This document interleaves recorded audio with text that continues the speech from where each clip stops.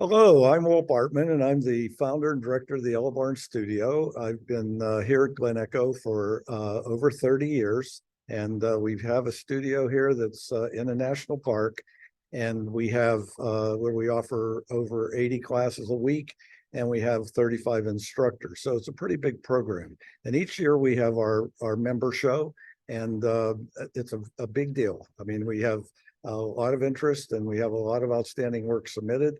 And each year I have to find a really great judge. And this year I found Ingrid Christensen. Hi, Ingrid. How are you? Hi, good, Walt. Great to have you. And I know that Ingrid is not nearby. She's just turned up the heat in her studio. She's out in Calgary, Canada. All right. So just so you know, and it's great to have you. And maybe if you don't mind, tell us a little bit about yourself. Well, I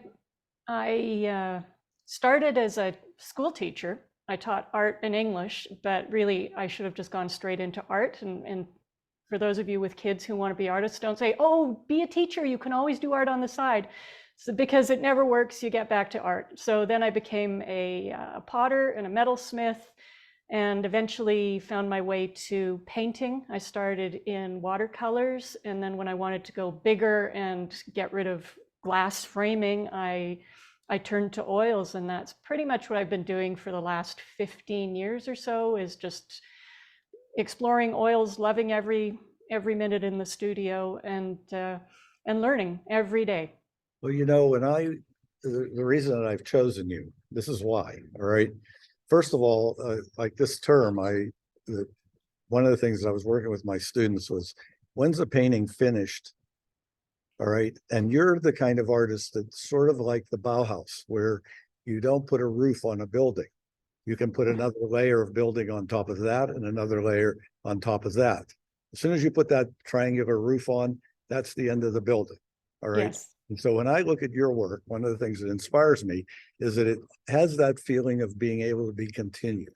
So I really find that to be a really strength of your work. But the other part of it uh, is your color.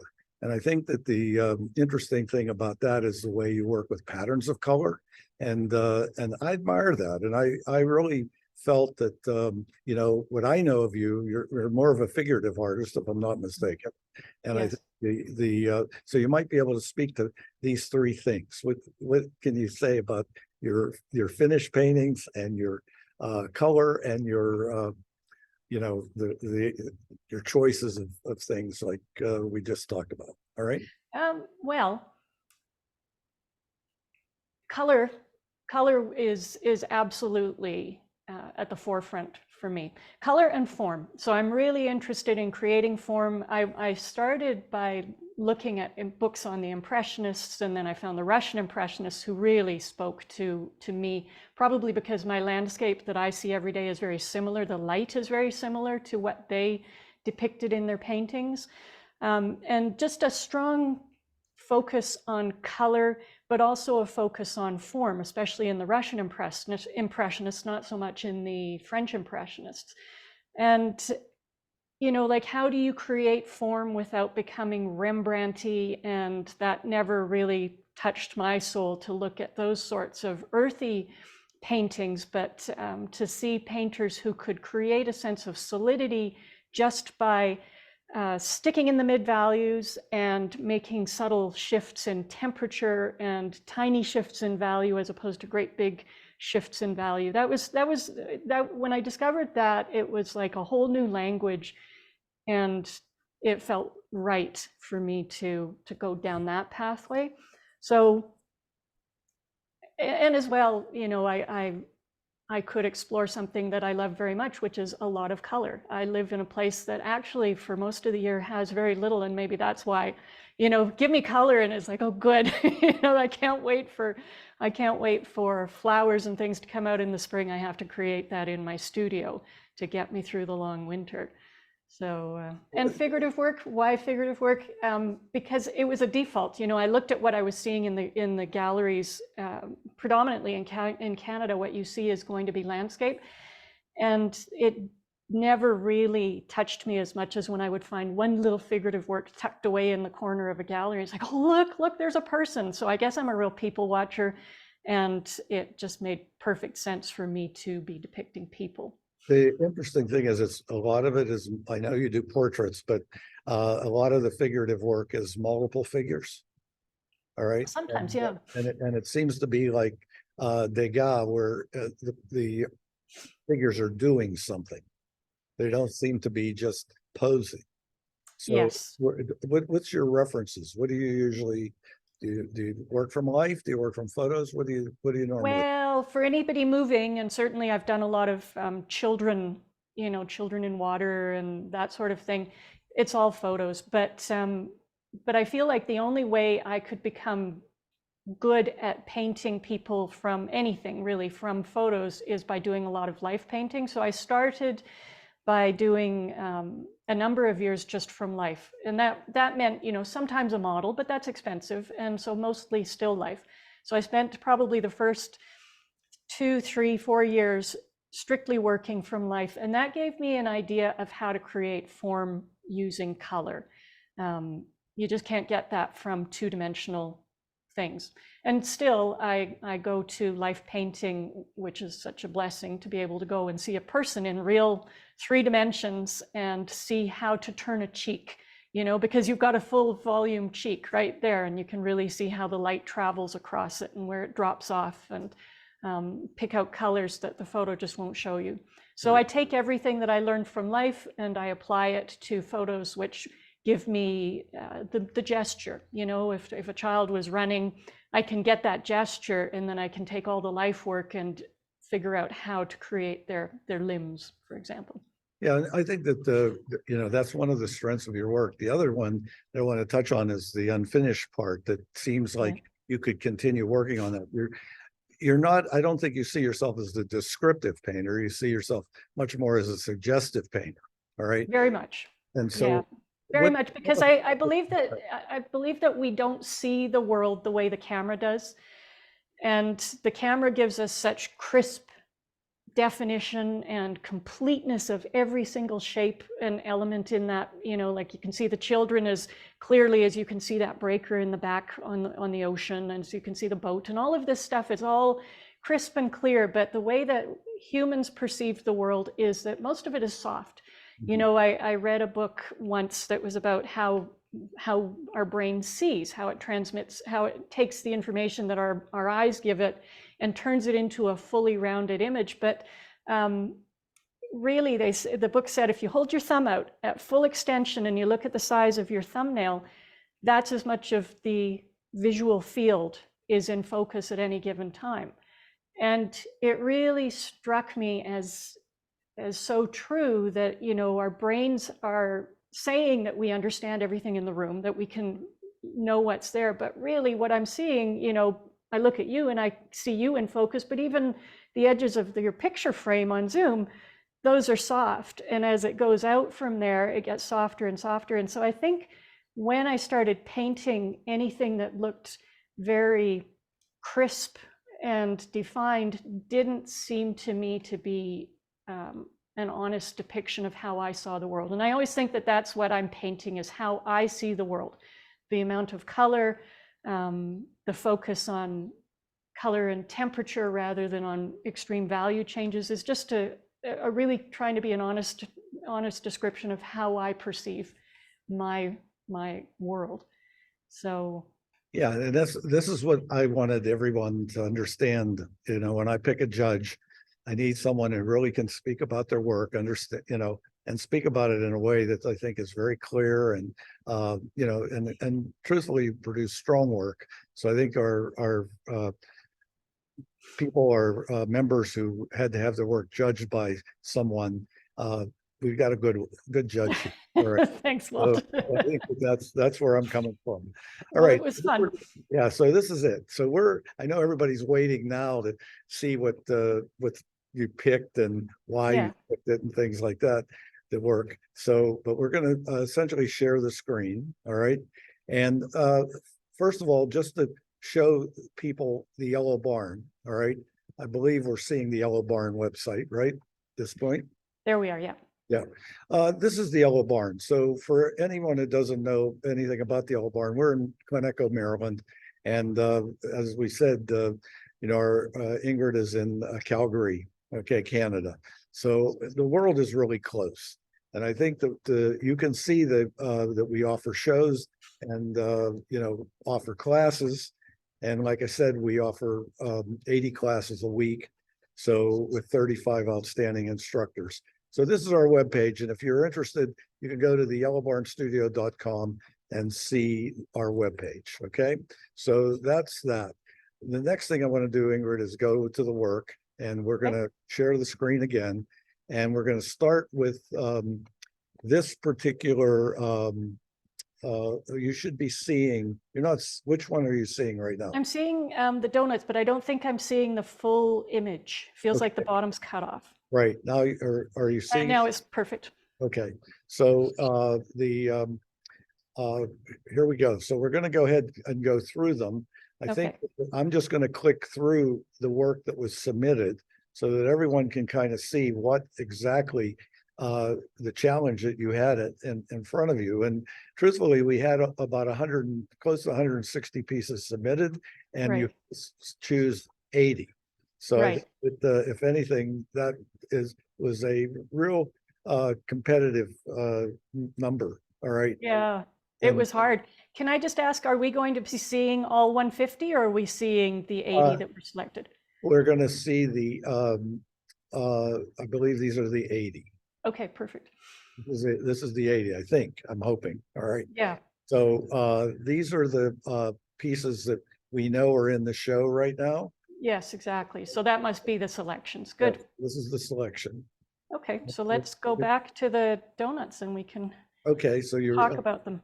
All right, we'll run back to the donuts, and you can make any comments you want from on any of these pieces. All right. Sure. We're going to set the main comments for the winners.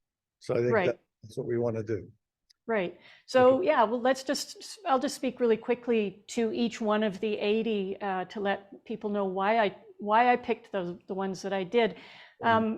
Generally, I was looking to create a show that represented different mediums, to have drawing and watercolor and oil and acrylic in the show, to have abstraction and realism as well. And to have different genres, so still life, landscape, figurative, and also there were some cityscapes, which was nice for me to see. So looking at this piece, and of course I'm also looking at competence and confidence in the work. I'm looking for people that look like they've got a concept for their painting and have successfully carried that concept to fruition. They haven't, kind of tried to include everything so that it becomes a painting about everything. It's a painting about something specific. And so here, what appealed to me was just the abundance, and knowing the scale of it. It's very large as well. So it's an abundance of sweets and juiciness, and the paint quality looks very juicy as well. So so it appealed to me because of that. It's colorful, it's unexpected, and that's what drew me to this piece.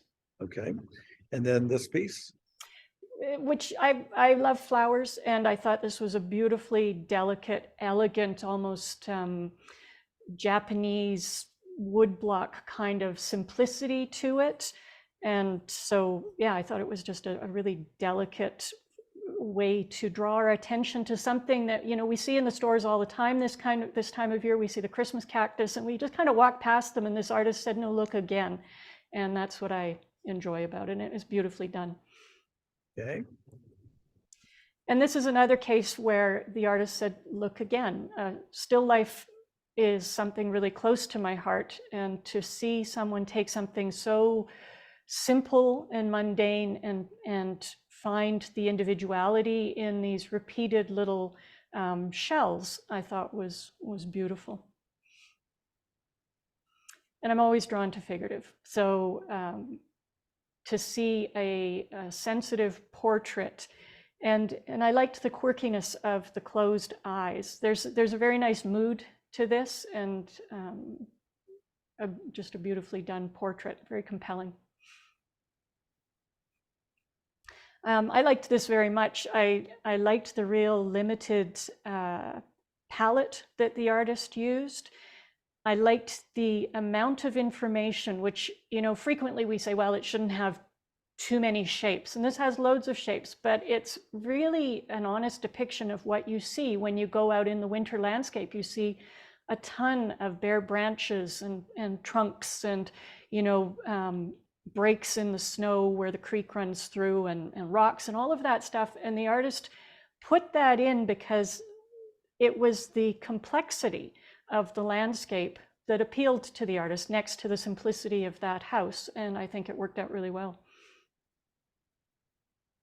I thought this was just a really strong, simple portrait, deceptively simple. And the gaze of the sitter is very compelling. It's very intense. And I like that really powerful triangular shape to the composition. So, while it's apparently simple, there's a lot going on, including things like that subtle thing that you notice around his hair, where it's lighter around the top of the head, almost a subtle haloing. So there's a lot going on. I thought it was a very nice portrait. This one really caught my attention because it made me think of Vuillard with his kind of ambiguous space. I've seen a few of his landscapes in life, and sometimes you can't tell where the patterning, is that patterning that's happening in the background? Is it in the foreground? He really compressed his space and turned it into pattern. And so this one caught my eye right away.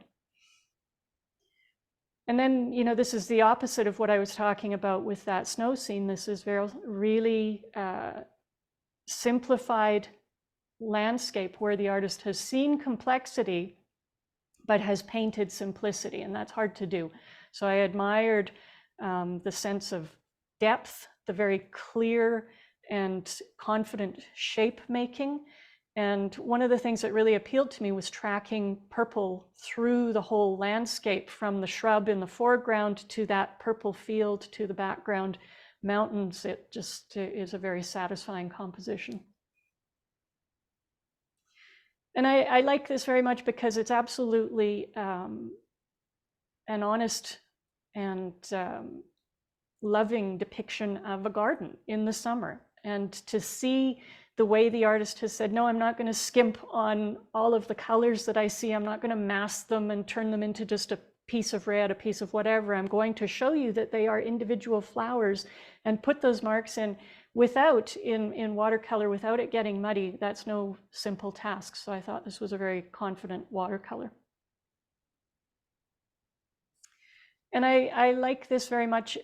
Again, the artist has imposed a really clear vision on it and has jettisoned anything that doesn't conform to the concept of sunset and intense warmth of the sun. And I like the way that the artist has composed horizontals, but not boring horizontals. There's also a vertical coming in through the in the sky. There's a sense of a vertical, pardon me, a diagonal, and then those vertical elements, the sail and the other verticals in the background, probably also masts.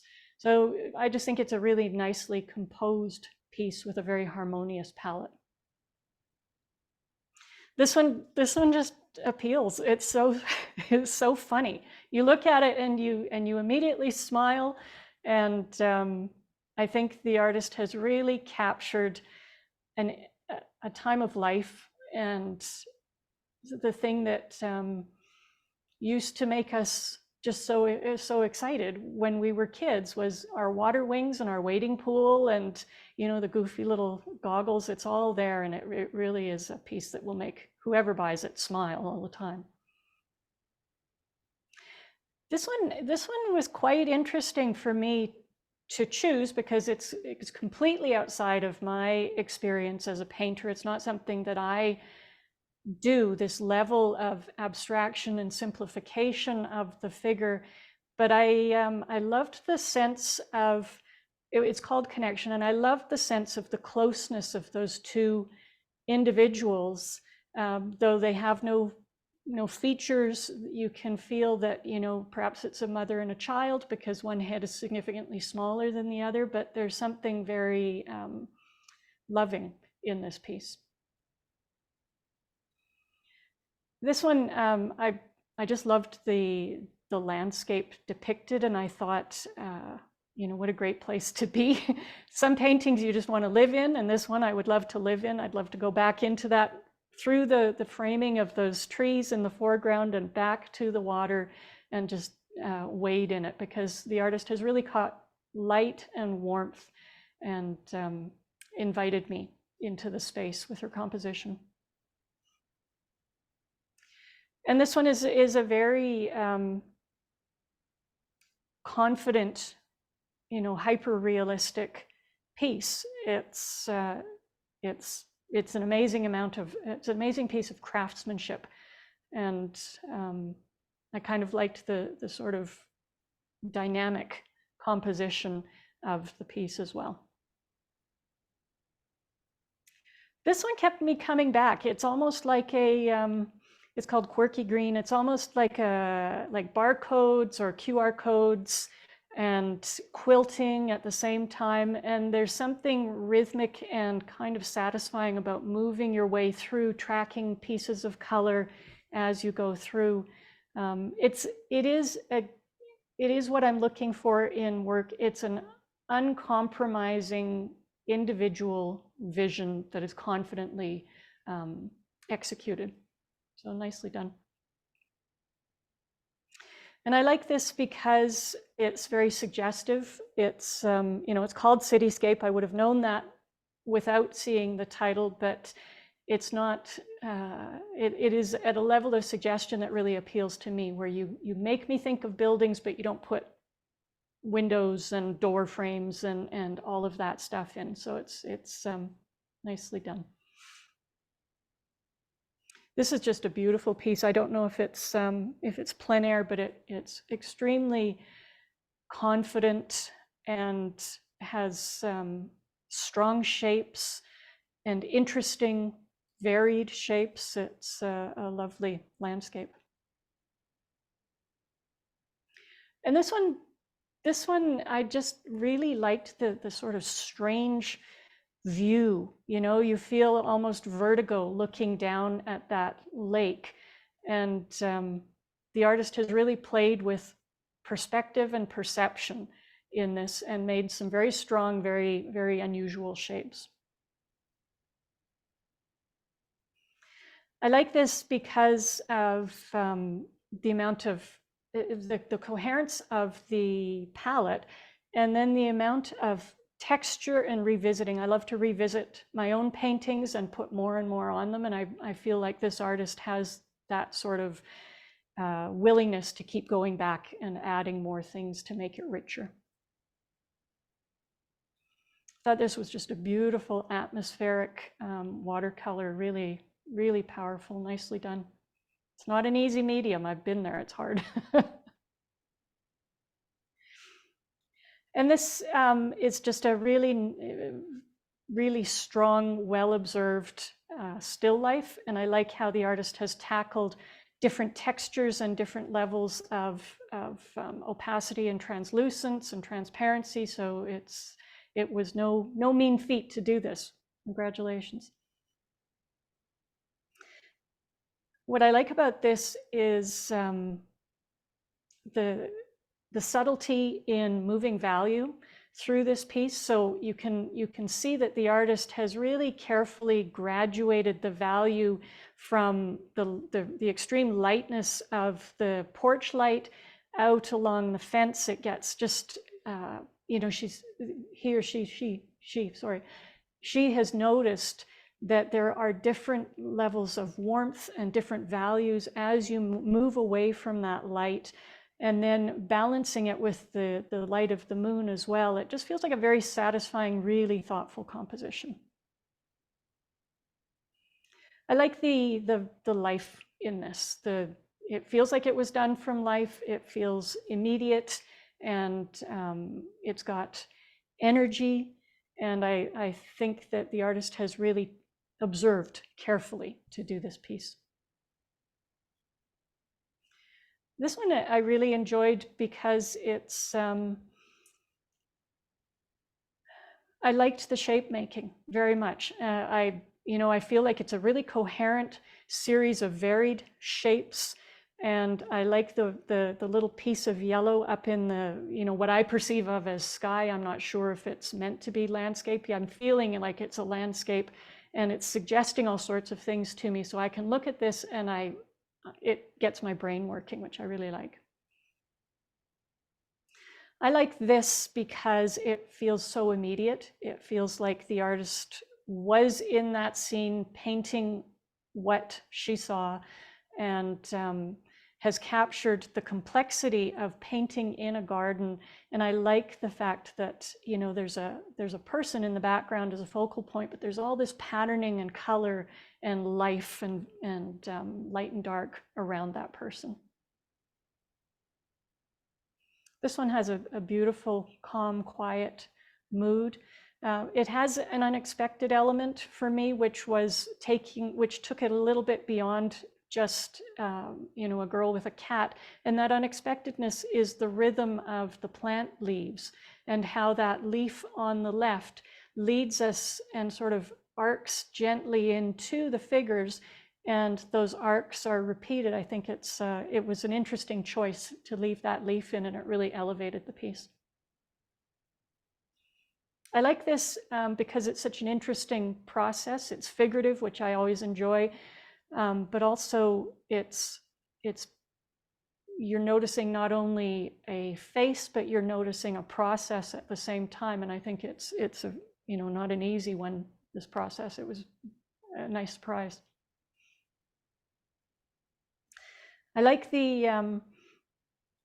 what I liked about this was, again, watercolor is no easy medium, and the artist has done something interesting with such a tricky medium and given us both softness and hard-edged and some drawing up in the trees in the background. So there's so much going on here, and it's very much a place that I could, again, feel like I would want to walk into. It's got great light. I like this because it's still life, which is something that's very close to my heart, and I think it's really nicely observed still life. And I particularly like the way the artist has dealt with the shapes around those squash and pumpkin. So if you look at the drape and those leaf shapes around, they really have thought about shape making and value. And the repetition of that upright in the major pumpkin is repeated again in the blue drape as you work your way over. So I think just a beautifully composed, complete still life. I like this very much. It's got such a great mood. I always enjoy when people look at family. This has the feel of a family photo. It's called Generations, and they turn it into something contemporary, into a piece of art, and it's just got a really nice mood. I love the color in this. This one really touches me, and I could see that one. It's I think it's 10 by 20. I could see that one huge on a wall because it's really dynamic and it's got great big, strong, confident shape making. This one is just beautifully observed, and and it's quirky. It's a quirky composition to put that much space for the rail tracks, and I think that's what attracted me to it, was that it was unexpected. I would love to see this in life because I bet it's got a really rich surface. But I can get a sense of it. I could get a sense of this during jurying, that it's just built up of translucent layer upon layer. And some of it is obscured, and there's a real sense of depth with the way the artist built this. I thought that was very saucy. Again, it's got a sense of a special photo that has been turned into something that you could put on your wall, something that goes beyond the photographic. This one really, really caught my eye. I really enjoy this because it's so uncompromising. It's an artist with a very clear concept who has not tried to, give us too much information. It's all about those glasses and those firm lips and the kind of confrontational, in-your-face look to this, and it's fairly large too, so I bet that looks great on a wall. This is really beautiful and poetic, and I love how we see the repetition of those sinuous, curvy marks in both the curvy shapes in both the flowers and their leaves. It's really strong, very dramatic. I like this again because it's a bit unexpected to have that expanse of field. I like that the artist chose not to make what is sort of our horizon line at the edge of the field where the buildings start, has chosen not to make it absolutely horizontal. I think that really was a good call to make it on a slight diagonal, and then we've got that gentle diagonal interplay throughout the whole piece, and it's got great light. This one is, I think, really powerful. It says a lot with texture and a very limited palette. It says a lot about rock and harsh landscape. Really nicely done. I liked knowing that this was a lino block and marker piece. I like that the artist started with lino block, or maybe started with the markers, I'm not sure, but mixed multiple processes in this to create a coherent single image. This one is really a strong piece of high realism. I think it's probably really tricky to create that translucent ribbon, that's almost transparent ribbon that runs around the front of it, and then you've got the opaque ribbon. You've got a sense of satiny finish as well as more matte finish on the stripes that lead up to it. So there's a lot going on there. Very successfully done. I think this is very much like the landscape that I see around me, and it's so beautifully described as a series of seesawing movements and that pathway that leads you back in space. It's got great depth, and it just it really evokes a place. I liked how unusual this was. It's a building site sort of feel, all scaffolding and angles and hard edges, and it goes right across the canvas from edge to edge, and yet there's something to look at in every part of it. And I think you could really I bet in life you could spend a lot of time just exploring the little nooks and crannies of it. This is a very strong and feels kind of plein air like. I don't think it is at that scale, but there's something very monumental about the depiction of that cathedral, which the subject matches the execution very well. I like this because, again, it's using something that is so hard to use, watercolor, and keeping it all clean. And that sounds so simple-minded, keeping it all clean, but I mean, that's really hard to do in watercolor, to get color variation without getting mushy, sort of mucky stuff. I like the brush marks in this and the use of some sgraffito. It's a nice, strong painting. And this is exactly what I see outside my door every day, and it strikes me as an extremely honest depiction of a time of year, and I like the complexity of it. It just feels like an intimate view of a winter backyard. This one I found really intriguing and a really powerful use of color temperature, the generally cool painting with those really hot moments in it, in the buildings in particular, but even in the sort of cooler yellows around it. I think it's a really organized and complete concept. I liked this for its again very suggestive, almost very atmospheric feel.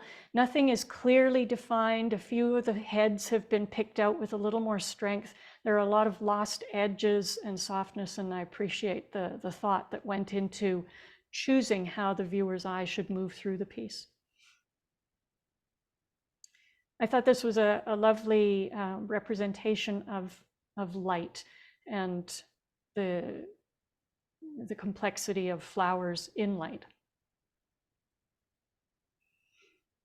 And this piece is charcoal, which is another really tricky medium, and I think the artist is very confident and strong in using this really tonal medium.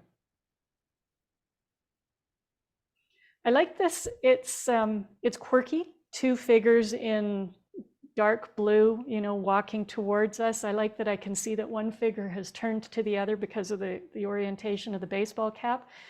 And I just, I don't know, I found something really appealing about what is being suggested here about a relationship and about nature. What I liked about this one was the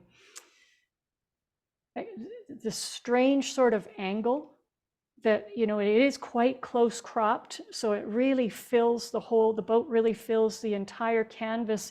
And then the artist had the confidence, which took a lot of confidence, to put that sort of complexity behind the complexity of the masts and the rigging, to put that complex sky behind it. And I think it really works. It surprised me by how much this works. This is just a lovely, quiet piece with the artist's intention very clear, which is all about the negative space and the individuality of all of those trunks and branches. I like the observation in it. I liked this for the color. And it could, when you see a lot of color, it can look unfocused, but the artist has given us focus in that central sort of off to the left area where the person has given us greater chroma.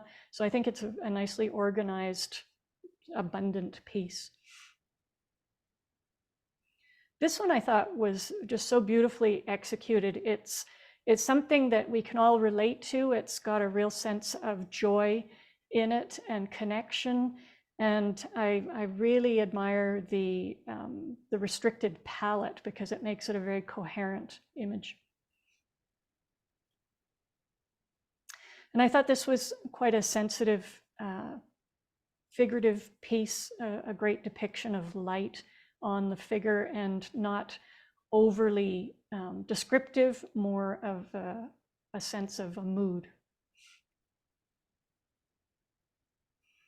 This one is quite beautiful because it's just moving from realism into something more abstract, a bit more suggestive. I love the leaves in the background, where you can see that they're really not descriptive leaves, but they've got that nice swirly sort of organic movement to them. There's a lot of movement in this piece overall. And this one I just thought was incredibly bold and fun and evocative of almost an era. Like, I'm feeling something playful, and I don't know why the word 50s keeps coming into my head, but it feels like, a landscape from a scene out of a movie in the 50s. There's something really joyful and innocent and exuberant about it. I thought this was really well executed. It's got a lot of processes that I admire, and I do find myself exploring the entirety of the picture plane, which is wonderful that the artist has led my eye around with so much variety. I like this very much because this person sees the world in a way that I can relate to, you know, as simplified, gestural, colorful, and people, as you mentioned earlier, people are doing things. And so for me, it feels like I'm in a bar watching musicians. I thought this was had a really sweet feel to it. It's a very loving portrait. And this one just is powerful. I looked at the scale, it's 23 by 23, and I imagine that on the wall, and I can imagine that it's really compelling to see those beautiful eyes just lasering out at you. I thought this was a little bit gruesome and an amazing piece of workmanship. You know, the cat presenting the token to somebody feeling quite proud of itself. So it's got some tension because of what's being depicted, and it's really well done. I liked the simplicity of this with the sense of complexity, which I bet in life the paint surface has a lot of depth. It looks like it was built up in many layers, and it's got some really strong shape making. This one is looks like plein air. I don't know if it is plein air, but it just is nicely observed. It's a moment, and the artist has shown us what really drew her eye and done it really strongly with those beautiful, strong colors. And I enjoyed this very much because it's hard to do florals, and I think this artist has done a really good job of it, given us some variety across all of those pinks and reds, and given us some, you know, something that keeps our eyes moving throughout. I think it's well done. This one is interesting. It's got a little bit of a quirkiness to it. It's almost, you know, it's almost a distortion to the cars, and so it's got a little bit of a tilted feel to the world, and it's quite dynamic. I thought these cows were just beautifully done in terms of the color that moved across their white fur, and it's got a great sense of light as well. And again, this is another kind of a quirky perspective painting. I like moving along that really colorful street to get to the scooter at the end. It's like a view of vacation, you know, walking through an Italian street and seeing things, colors on buildings and scooters and things that you don't see in North America. And I thought this was a very dynamic image, the way everything comes together in a point and then blasts out in rays from there. I liked the shards of color, the very coherent palette as well. I thought this had just a beautiful palette. I'm always all about color, and this color really appealed to me. And this is just a lovely slice of rural life to see all of those mailboxes, and it's wonderful when people capture something so honestly. Okay, we're now going to go to the award winners. Okay. Yeah, you had your hands full here. I mean, this was a challenge, and you really. It was enormous. Oh my gosh. The number of times I cycled through all of these going, maybe, and I go back again. It took a while. It was fun. What I like about your choices, I mean, every one of the reasons really made sense. All right. Oh, I'm glad. And truthfully, I mean, it speaks well of you to be able to verbalize, you know, your thoughts about the work. And this really helps. It helps everybody who's submitted work to the show, you know, to see and have these kinds of comments. I mean, usually that's not the norm. So I really want to thank you for that. I'm going to go ahead now and go to the to the award winners. Okay, perfect. Now here are our award winners, and I think Ingrid's going to really give you, you know, her observations and her reasons for her choices as to what would receive an award. So Ingrid, I'm going to just let you go ahead and get started here. Thank you. I really admired this piece. It's small, but it's such a complete little world, and it made me think of one of my favorite painters, Fairfield Porter, for the simplification of the forms, for the luscious use of color, and this depiction of daily life. And just it's like a very artistic snapshot of a very special moment, and I thought it was just wonderful. This one is a real surprise for me, because the more I looked at it, the more I could find. At first I was, you know, I thought nicely done, but the more I looked, it's like, wow, really nicely done. I noticed things like the movement of color, the subtle movement of color in that background, from the greener field area in the foreground back to the purple at the end, and the gradation of color down the building, how every square and rectangle within those buildings has been well considered in terms of, is it going to be high contrast area or a low contrast area? I loved that little piece of blue in the window, sort of one third of the way up from the bottom. So everything about this just felt so intentional and subtle and beautifully composed. And I thought this was a really strong figurative painting, just, you know, regardless of what it's telling us in terms of a message, which of course is a powerful message, but also just in terms of how the artist has organized those powerful shapes and has given us a very coherent palette throughout. So it works on two levels. It's telling us something very powerful, but it is also a really well composed painting. And I saw this, I saw the scale of this, and I thought, I bet that is spectacular in life. And I really admire all of the different surfaces that the artist has handled: glass, flowers, fabrics.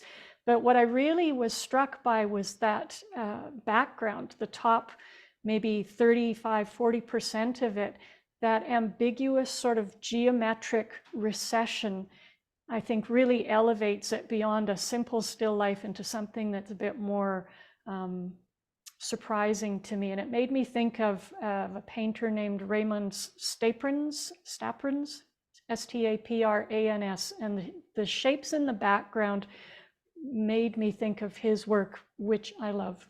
Excuse me. And I thought this was just a beautiful, well-observed piece with patterning, but controlled. It's like controlled chaos. There's so much going on and inside an arbor of fruit like that, and the artist has described it without losing control of all of those shapes. And you can see that every leaf has been dealt with as an individual, and you can also see that the artist has created a rhythm through those arcing tendrils and branches. And so I thought it was just really structurally an amazing piece to orchestrate.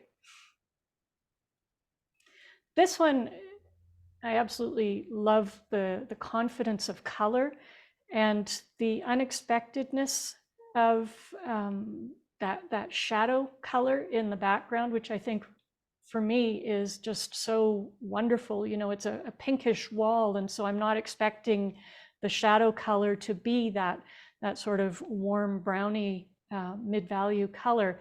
And then just the confidence with which the artist has handled each of those flowers. Some of them are just red dots, and others have a suggestion of petals. It's just beautifully composed and really confidently painted. And that was, by the way, third place. That one was third place. That was Chris Fuckman. This one's Raymond Burns. Yes, which is second place. Mhm. And what an amazing piece of draftsmanship. I admire the technique, and I admire the sense of a limited, coherent palette and a good depiction of light. And then our winner, Our uh, winner, is yeah, Charlotte is Hare. yeah, which is a really powerful and coherent piece with an uncompromising concept and execution. The artist has, I mean, that is an unusual image, and the artist has stuck with it throughout. You know, the cloud shapes above that ice flow are, you know, with their gradation, and yet each one of their perimeters is a different shape. The whole thing is incredibly complex, and it's a coherent world that she has created, and I admire the vision. Well, I want to say, you know, your choices, let's go back now and just, we're going to stop sharing the screen and get back to you and, you know, to say that the choices, each year when we select our juror, we hope that we're going to have a really great show. And you really picked a really super show. So we're Thank really you. happy for what you've done for us. And, you know, for the people, I'm going to just share the screen right now, just so they can see a little bit about if you look at where I was, we're already set up for the show this coming week. All right, the show is on the weekends, Saturday and Sunday, and this opening is tomorrow, and it'll give you an idea of what we have here. And the place will be full of people, and you know, it's going to be really exciting for everyone to see your choices. And no one knows at this point. You know, they will on Saturday, of course. So I think that's where we are. But I will say this, Ingrid, it's been a pleasure working with you. And truthfully, I just admire everything that you do with your work, and also admire what you did with our show. I think that if anything, it really worked out well. You are in Calgary, and you teach out of the Winslow Arts Center, I believe, I do, yes. which is in Washington. Yes. Yeah, So just not off too of far. Seattle on Bainbridge Island. Yeah, so it's interesting to have you, and to say that we really are pleased and happy, and truthfully excited to see how everybody will come and see the show. So thank you again, and Thank you very much. It's been fun. we'll have you know, try to keep in touch with you over the years. All right, thank you All again. right. All right, bye-bye. Bye.